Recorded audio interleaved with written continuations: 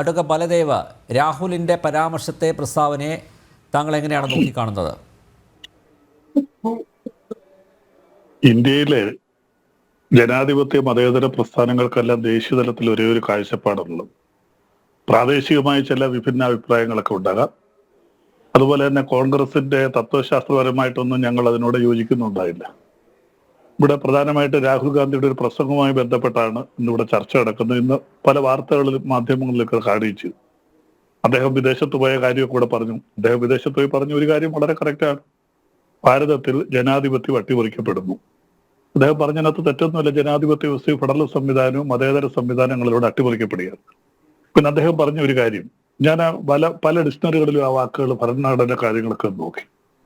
ഇപ്പൊ സർക്കാർ, ഗവൺമെന്റ്, ഭരണകൂടം, ഇത് മൂന്നും ഒരർത്ഥമാണ്. മലയാളത്തിൽ ഭരണകൂടം എന്ന് പറയും, ഇംഗ്ലീഷിൽ ഗവൺമെന്റ് എന്ന് പറയും, ഹിന്ദിയിൽ സർക്കാർ എന്ന് പറയും. അപ്പൊ ഇന്ത്യൻ ഭരണകൂടം അല്ലെങ്കിൽ ഭാരത സർക്കാർ, ഇന്ത്യ ഗവൺമെന്റ്, ഇത് മൂന്നും ഒരർത്ഥമാണ്. സ്വാഭാവികമായിട്ട് പ്രതിപക്ഷ പാർട്ടികൾ സമരം ചെയ്യുമ്പോൾ അവർ പറയാറുള്ള ഒരു വാചകമാണ്, ഞങ്ങൾ ഗവൺമെന്റിനെതിരെയാണ് സമരം ചെയ്തത്. കേരളത്തിൽ കോൺഗ്രസ് സമരം ചെയ്യുമ്പോൾ പറയുന്നത് എന്താ? പിണറായി വിജയൻ ഗവൺമെന്റിനെതിരെയാണ്, കേരള ഗവൺമെന്റിനെതിരെയാണ് സമരം ചെയ്യുന്നത്, അല്ലെ കേരള ഭരണകൂടത്തിനെതിരെയാണ് സമരം ചെയ്യുന്നത്. അങ്ങനെ തന്നെയാണ് പറയുന്നത്. ഇപ്പൊ രാഹുൽ ഗാന്ധിയും പറഞ്ഞത്, ഞങ്ങൾ സമരം ചെയ്യുന്നത് BJPക്കോ RSനെതിരെ മാത്രമല്ല, ഈ ഭരണകൂടത്തെ, അതിന്റെ നേതൃത്വത്തെയൊക്കെയാണ് ഞങ്ങൾ എതിർക്കുന്നത്. അങ്ങനെയല്ല പറഞ്ഞേ, ആ സ്റ്റേറ്റിനെതിരെയാണ് സമരം ചെയ്യുന്നതാണ് പറഞ്ഞത്. അത് തന്നെ ഞാൻ പറയട്ടെ. സ്റ്റേറ്റ് എന്ന് പറയുമ്പോൾ അദ്ദേഹം അങ്ങനെയല്ല പറഞ്ഞത്, അങ്ങനെയല്ല പറഞ്ഞത്. ഞാൻ പറയട്ടെ, ഞാനൊന്ന് പറഞ്ഞോട്ടെ. അദ്ദേഹം പറഞ്ഞതിന് നമുക്ക് വേണമെങ്കിൽ അദ്ദേഹത്തിന്റെ ലണ്ടൻ പ്രസംഗം നിങ്ങൾ വളച്ചൊടിച്ചില്ലേ, ഭാരതത്തിൽ ജനാധിപത്യം തകരുകയാണ് എന്ന് പറഞ്ഞതിന് അദ്ദേഹത്തിന് ദേശദ്രോഹിയായിട്ട് മുദ്ര കുത്തണമെന്നല്ലേ നിങ്ങൾ പറഞ്ഞത്. അപ്പൊ ഇവിടെ ഈ സ്റ്റേറ്റ് എന്ന് പറയുന്ന അദ്ദേഹം ഉദ്ദേശിച്ചത് എന്താ? സ്റ്റേറ്റ് എന്ന് പറഞ്ഞാൽ എന്താ? സ്റ്റേറ്റ് എന്ന് പറയുമ്പോൾ ഇവിടുത്തെ ജനങ്ങളും എല്ലാം കൂടെ, ഗവൺമെന്റും അതിന്റെ ഭരണക്രമങ്ങളും എല്ലാം കൂടെ കയറി, പോപ്പുലേഷൻ എല്ലാം കൂടെ ചേർന്ന് വരുന്നത്, ഇതിന്റെ ഭൂവിസ്തൃതി ഉൾപ്പെടെ, ഭൂമിയിലെ ജീവജാലങ്ങളും എല്ലാം ഉൾപ്പെടുന്നതാണ് സ്റ്റേറ്റ് എന്ന് പറയുന്നത്. സ്റ്റേറ്റിന് പ്രത്യേകിച്ച് ഒരു അർത്ഥമല്ല ഉള്ളത്. ഇവിടുത്തെ നമുക്ക് ഇന്ത്യയുടെ കൈവശമുള്ള ഭൂമി, ഇന്ത്യയിലെ ജനസംഖ്യ, ഇന്ത്യയിലെ ജീവജാലം, യുദ്ധം എന്ന് പറയുമ്പോ രാജ്യത്തിനെതിരെന്ന് അദ്ദേഹം പറഞ്ഞിട്ടില്ല. മറ്റു വ്യാഖ്യാനം കൊടുക്കുന്ന അങ്ങനെയാണ് നരേന്ദ്രമോദി സർക്കാരിനെതിരെയാണ് ഞങ്ങളുടെ യുദ്ധം, എന്റെ പാർട്ടിയുടെ യുദ്ധം എന്ന് പച്ചക്ക് പറഞ്ഞാൽ പോരെ? അല്ല, അദ്ദേഹം പറഞ്ഞ വാചകം നിങ്ങൾ അതുപോലെ ഒന്ന് വിടും.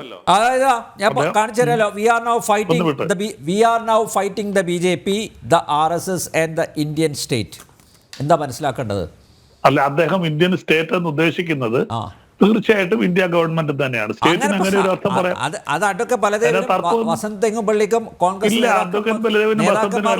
വിവക്ഷിക്കാം. പക്ഷെ അതാണ് യാഥാർത്ഥ്യം എന്ന് പറഞ്ഞു വെക്കരുത്. ഇവിടെ പൊളിറ്റിക്കൽ സയന്റിസ്റ്റ് ഉണ്ട്, രാഷ്ട്രമീമാംസകൻ ഡോക്ടർ മോഹൻ വർഗീസ് തുടക്കത്തിൽ കൃത്യമായിട്ട് പറഞ്ഞു സ്റ്റേറ്റ് എന്ന് പറഞ്ഞു കഴിഞ്ഞാൽ രാജ്യമാണെന്ന് അദ്ദേഹം കൃത്യമായിട്ട് ഞാൻ പറഞ്ഞല്ലോ. സ്റ്റേറ്റ് എന്ന് പറഞ്ഞാൽ രാജ്യമാണെന്ന് എല്ലാവർക്കും. രാജ്യം എന്ന് പറഞ്ഞാൽ അതിനകത്ത് ഭൂമി വരും, ജീവജാലങ്ങൾ വരും, മനുഷ്യൻ മാത്രമല്ല, നദിയും കരയും എല്ലാം സ്റ്റേറ്റിനകത്ത് വരുന്നതാണ്. ഇതെല്ലാം കൂടെ ചേർന്നാണ് സ്റ്റേറ്റ് എന്ന് പറയുന്നത്, മനുഷ്യൻ മാത്രമല്ല. പക്ഷേ രാഹുൽ ഗാന്ധി പറഞ്ഞ വാചകം സജീവമാണ്. അല്ല, അദ്ദേഹം പറഞ്ഞ എന്താ? ഞങ്ങൾ RS, അത് ആ വാചകം പറഞ്ഞില്ലായിരുന്നെങ്കിൽ നിങ്ങൾ പറഞ്ഞത് ശരിയാണ്. അദ്ദേഹം പറഞ്ഞത് RSSനും BJPക്കും സ്റ്റേറ്റ് ഉദ്ദേശിച്ചിരിക്കുന്നത് ഇന്ത്യ ഗവൺമെന്റ് തന്നെയാണ്. ഇവിടുത്തെ പ്രതിപക്ഷ പ്രസ്ഥാനങ്ങളെല്ലാം, ഞങ്ങൾ എല്ലാവരും സമരം ചെയ്യുന്നത് ഭാരതത്തിന്റെ മതേതരവും ജനാധിപത്യ വ്യവസ്ഥയും തകിടം മറിച്ചുകൊണ്ടിരിക്കുന്ന ഭാരതീയ ജനതാ പാർട്ടി, ആനുകാലികമായിട്ട് അവർ കൊണ്ടിരുന്ന UCC ആയാലും ANTI ആയാലും മറ്റ് സംവിധാനങ്ങളായാലും 40 വട്ടം പറയുന്ന രാഹുലിന് എന്താ ഇന്ന് ആ പേര് മറന്നുപോയോ? ഇല്ല, അതെപ്പോഴും അങ്ങനെ. നിങ്ങളിപ്പോ എവിടെ ചെന്നാലും ഇന്ത്യ മുന്നണി എന്ന് മറ്റേതൊക്കെ പറയുന്ന വിചാരിച്ച് ഞങ്ങൾ എപ്പോഴും അങ്ങനെ പറയണമെന്നില്ലല്ലോ. നിങ്ങൾ നാക്കെടുത്താൽ ഇന്ത്യ എന്നുള്ളതിന് നിങ്ങൾ ഇന്ത്യയുടെ പേര് മാറ്റി ഭാരതം എന്നാക്കി, അങ്ങനെ മാറ്റിയെന്ന് വിചാരിച്ചതല്ലേ മാറാൻ പോകുന്നു. അങ്ങനെ നിങ്ങളൊരു പേര് മാറ്റിയെന്ന് വിചാരിച്ച് സ്വാതന്ത്ര്യ സമരമായിട്ട് കാശിന്റെ ബന്ധമില്ലാത്ത RSകാരും BJPക്കാരും ചുറ്റിയാണ് സ്വാതന്ത്ര്യ സമരത്തെ കുറിച്ച് പറയുന്നു. സ്വാതന്ത്ര്യ സമര സേനാനികളെ മാറ്റാൻ ശ്രമിക്കുന്നു. ജവഹർലാൽ നെഹ്റുവിന്റെ പേരുള്ള മ്യൂസിയത്തിന് പ്രൈം മിനിസ്റ്റേഴ്സ് മ്യൂസിയത്തിന് പേര് മാറ്റുന്നു. ഇങ്ങനെയൊക്കെ ചെയ്ത് ഇല്ല, ഞങ്ങൾ പറയുന്നില്ലല്ലോ ഞങ്ങൾ സ്വാതന്ത്ര്യ സമരം ചെയ്തു എന്ന് ഞങ്ങൾ പറയുന്നില്ലല്ലോ. പക്ഷെ നിങ്ങളല്ലേ ചരിത്രം വളച്ചൊടിക്കാൻ നിൽക്കുന്നത്. നിങ്ങൾക്ക് സ്വാതന്ത്ര്യ സമരത്തിൽ പങ്കെടുത്ത് വരുത്താനുമായിട്ട് കോൺഗ്രസിന്റെ അനിഷേധ്യ നേതാവായിരുന്ന വല്ലഭായ് പട്ടേലിനെ നിങ്ങൾ പങ്കെടുത്തേക്കുക. അല്ല, സർദാർ വല്ലഭായ് പട്ടേലിനെ കോൺഗ്രസിന്റെ ഇന്ത്യയിലെ ഏറ്റവും ശക്തരായ നേതാവ്, വേണമെങ്കിൽ രണ്ടാമനെന്ന് പറയുന്ന നേതാവിനെ ഇപ്പോൾ BJPക്കാർ പറഞ്ഞത് അദ്ദേഹം BJP ആയിരുന്നുള്ള രീതിയിലാണ് സംസാരിക്കുക. അന്ന് ഇല്ലാത്തൊരു BJP. അപ്പൊ അതുകൊണ്ട് സ്വാതന്ത്ര്യ സമരത്തിൽ 10 പൈസയുടെ ബന്ധം പോലും ഇല്ലാതിരുന്ന കോൺഗ്രസ്സുകാര് അല്ല ബി ജെ പിക്കാര് ഇപ്പോൾ സ്വാതന്ത്ര്യ സമര ചരിത്രം വളച്ചൊടിക്കുക. ആര് എങ്ങനെയെങ്കിലും നിങ്ങൾക്ക് സ്വാതന്ത്ര്യ സമരത്തിന്റെ ഭാഗമാകണം. ചരിത്രം നിങ്ങൾ വളച്ചൊടിക്കുന്നു. ഭാരതത്തിന്റെ ചരിത്രം മൊത്തം നിങ്ങൾ വളച്ചൊടിക്കല്ലേ. വിദ്യാഭ്യാസ സമ്പ്രദായം ഞങ്ങൾ എതിർക്കുന്നത് എന്തിനാ? ഹിന്ദുവൽക്കീകരണത്തെ ഞങ്ങൾ എതിർക്കത്തില്ല. കാര്യം ഹിന്ദു എന്ന് പറയുന്നത് അതിവിശാലമായ കാഴ്ചപ്പാടുള്ള എല്ലാ മതസ്ഥരെയും ഉൾക്കൊള്ളുന്ന ഒരു സമൂഹമാണ്. പല ജാതി മതസ്ഥർ, പല ഭാഷകൾ, പല സംസ്കാരം, ഇതെല്ലാം ഉൾക്കൊള്ളുന്നതാണ്. പക്ഷെ ആ കാവ്യവൽക്കരണം അതിനെയാണ് ഞങ്ങൾ എതിർക്കുന്നത്. അല്ല ഹിന്ദുക്കൾ ഒരുമിച്ച് നിൽക്കുന്നതൊക്കെ ഞങ്ങൾക്ക് സന്തോഷമുള്ള. എപ്പോഴും എല്ലാ മതസ്ഥരും അവരുടെ അവകാശങ്ങൾക്ക് വേണ്ടി ഒരുമിച്ച് നിൽക്കണം താല്പര്യക്കാരൻ ഞങ്ങൾ. പക്ഷേ അതൊരു പ്രത്യേക വിഭാഗീയമായിട്ട് മാറുകയും അതൊരു കാവ്യവൽക്കരണമാവുകയും എല്ലാ മേഖലകളിലും അത് കൊണ്ടുവരികയും ചെയ്യുമ്പോൾ അതിനെ ശക്തമായിട്ട് തീർക്കും. ഇപ്പോൾ കൊണ്ടുവന്നിരിക്കുന്ന കാര്യങ്ങൾ ഒരു ചാനൽ ഞാൻ ചർച്ച ചെയ്താണ്. UGC-യുമായി ബന്ധപ്പെട്ട കാര്യങ്ങൾ. കോളേജ് ലെക്ചർ ആവുന്നതിന് എംബിലും PhD ഒന്നും വേണ്ട. അല്ല പോലെ താങ്കൾ ആക്ഷേപിക്കുന്ന പോലെ ഈ കാവ്യവൽക്കരണമാണെങ്കിൽ നരേന്ദ്രമോദി തുടർച്ചയായിട്ട് അധികാരത്തിലെത്തുവോ? അത് നിങ്ങൾക്ക് അതുകൊണ്ടല്ലേ വരുന്നത്. ഇന്ത്യയിൽ 85% വരുന്ന ഹിന്ദുക്കളിൽ ഹൈന്ദവ വർഗീയത അല്ല. 85 ആന്നല്ലേ മണിപ്പൂരിലൊക്കെ നമ്മൾ കണ്ടല്ലേ ന്യൂനപക്ഷങ്ങളെ സംരക്ഷിക്കുന്ന ഡൽഹിയിലെ അമേരിക്കൻ ആണ്. എന്ത് പറഞ്ഞാലും ഞാൻ പറഞ്ഞോട്ടെ പ്രിന്റ് പിന്നെ പറയാം. ഞങ്ങളത് നേരിട്ട് കണ്ടല്ലോ.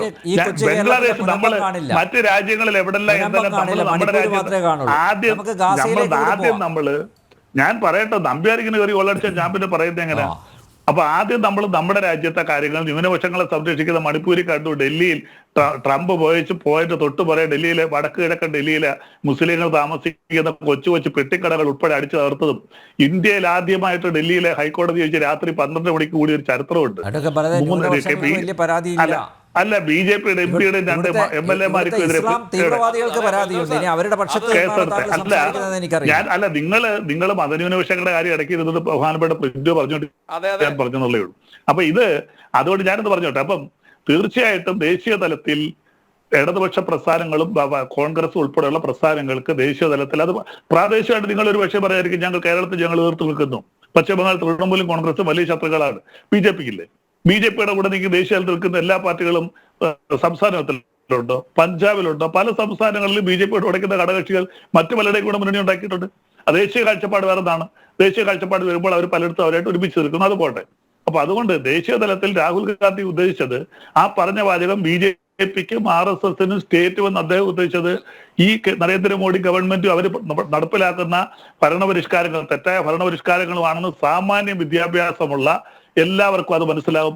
അല്ലാതെ ഇന്ത്യക്കെതിരെയാണ് രാഹുൽ ഗാന്ധി സമരം നടത്തുന്ന അദ്ദേഹം പ്രഖ്യാപിച്ചാൽ ഞാൻ കോൺഗ്രസ്സുകാരനൊന്നുമല്ല. കോൺഗ്രസ് ഞാൻ തുടക്കത്തിലെ പറഞ്ഞ് അനുകൂലിക്കുന്നില്ലെങ്കിലും ആ ഒരു പ്രസ്താവന നിങ്ങൾ വളച്ചൊടിക്കുന്നതിനോട് 1% പോലും യോജിക്കത്തില്ല. എന്തായാലും ഭാഗമായിട്ട് നിൽക്കുന്നവർക്കൊക്കെ അങ്ങനെ തോന്നുള്ളൂ. തീർച്ചയായിട്ടും നിങ്ങൾക്ക് അങ്ങനെ തിരിച്ചു നിങ്ങൾ വ്യാഖ്യാനിച്ചോളൂ. നിങ്ങൾ എങ്ങനെ വേണമെങ്കിലും വ്യാഖ്യാനിച്ചോളൂ. അദ്ദേഹം എന്തായാലും നെഹ്റുവിന്റെ കൊച്ചുമോനും നെഹ്റുവിന്റെയും ഇന്ദിരാഗാന്ധി ഇന്ത്യക്ക് വേണ്ടി ജീവൻ കളഞ്ഞ ഇന്ദിരാഗാന്ധിയുടെയും രാജീവ് മക്കളല്ലേ. അപ്പൊ അവർക്ക് മനസ്സിലായി. അഡ്വക്കേറ്റ് ബലദേവിന്റെ സ്റ്റേറ്റ്മെന്റ് വന്നതോടുകൂടി നിങ്ങൾക്ക് എന്തായാലും എങ്ങനെ വേണമെങ്കിലും വ്യാഖ്യാനിക്കാം. പക്ഷേ വിദ്യാഭ്യാസമുള്ള ഒരു രാഹുൽ ഗാന്ധി ബലദേവ് അതാ നല്ലത്.